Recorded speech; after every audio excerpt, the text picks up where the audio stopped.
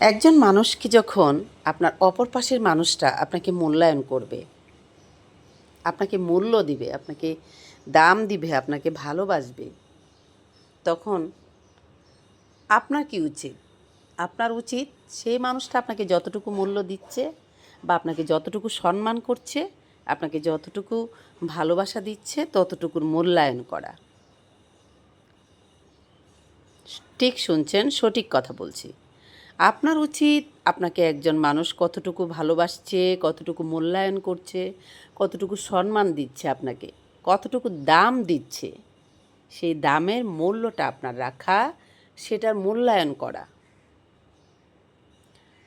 একটা উদাহরণে একটি কথা বলি, সেটি হচ্ছে ধরেন কিছু পণ্য দিয়ে বোঝাই।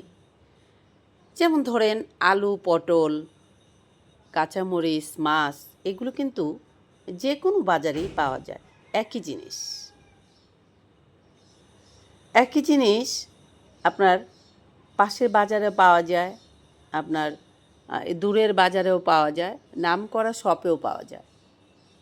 সেক্ষেত্রে একজন মানুষ যদি আপনার দোকান থেকে খরিদ করে অথবা আপনার দোকান থেকে কিনে, তখন আপনার এই জিনিসটা বোঝা উচিত যে মানুষটা আমার এখানে এসেছে, আমার কাছ থেকে পণ্য নিতে এসেছে, সে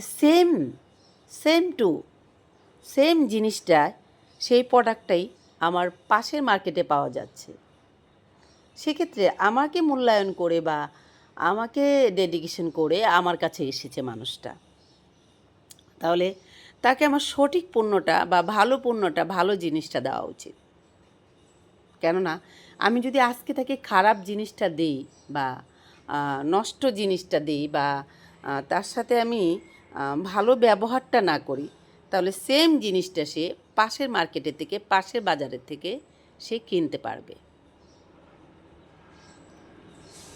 তার সেই জিনিসটার অভাব কিন্তু হবে না। আর যদি কোথাও কোনো মার্কেটে জিনিসটা না পাওয়া যেত বা কারো কাছ থেকে খরিদ করা না যেত, সেক্ষেত্রে আপনি আপনার জিনিসটা নিয়ে তাকে খারাপটা দিতে পারেন বা তাকে একটু আসলে অমূল্যায়ন করতে পারেন বা অথবা আপনার জিনিসটা নিয়ে বা আপনার প্রোডাক্টটা নিয়ে আপনি অনেক বাহাবা করতে পারেন। কিন্তু আপনার বোঝা উচিত ঠিক সেম প্রোডাক্টটাই একজন মানুষ যেহেতু পাশের মার্কেটে পাচ্ছে, পাশের দোকানে পাচ্ছে, সেক্ষেত্রে আপনি আপনার প্রোডাক্টদাতাকে, যে আপনার কাছ থেকে প্রোডাক্টটা খরিদ করতে এসেছে অথবা কিনতে এসেছে, তাকে ভালো জিনিসটা দিন আর তার সঙ্গে ভালো ব্যবহারটা করুন। এটাই কি উচিত নয়? কিছু কিছু মার্কেটে একটা মানুষ যখন মার্কেট করতে যায়, তখন সেম জিনিসটাই বলছি, একজন মানুষ যখন একটা মার্কেট করতে যায়, সেক্ষেত্রে একজন ম্যাম করে বোলাচ্ছে, আপনাকে বসার জন্য ফ্লোর দিচ্ছে, একটা জিনিস আপনাকে অনেক ভার করে সত্যায়িত করে দেখিয়ে তারপর আপনাকে দিচ্ছে। সেক্ষেত্রে কি হচ্ছে, সেই মানুষটা আপনার দোকান থেকে হয়তো আজকে সেই জিনিসটা কিনেছে, সেই জিনিসটা খরিদ করেছে, মার্কেট করেছে সোজা কথায়, পরবর্তী সময়ে হয়তো সে আপনার দোকানে নাও আসতে পারে অথবা আবার ফিরে আপনার দোকানে আসতে পারে। সেক্ষেত্রে কোন জিনিসটা থেকে যাবে? যে জিনিসটা, যে মানুষটা আপনার কাছ থেকে কিনেছে, আপনার কাছ থেকে খরিদ করেছে, সেই জিনিসটা পুরনো হয়ে যাবে।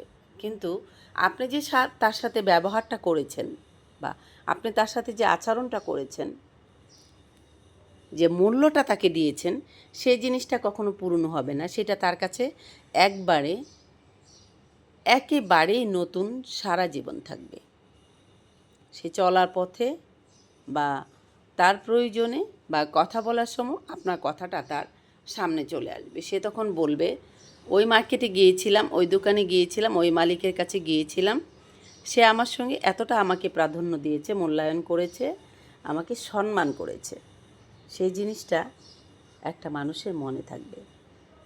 তাই একটি কথাই বলতে চাই, একই পণ্য, একই সবজি সব মার্কেটে যেহেতু পাওয়া যায়, তাহলে আপনার কাছ থেকে কেউ খরিদ করতে আসলে আপনি তাকে ভালো জিনিসটা দিন অথবা ভালো ব্যবহারটা করুন, ভালো সার্ভিস দিন। সেটাই হচ্ছে একটা মানুষের প্রোডাক্ট দাতার নিয়ম। সবাই ভালো থাকবেন, আর আমার কথাগুলো একটু ভেবে দেখবেন কোনটা করা উচিত। একজন মানুষ আপনার কাছ থেকে খরিদ করতে আসলে তার সঙ্গে সুন্দর ও মসৃণ ব্যবহার করা উচিত, নাকি তার সঙ্গে রূপ ব্যবহার করা উচিত? কমেন্ট করে জানাবেন। টাটা।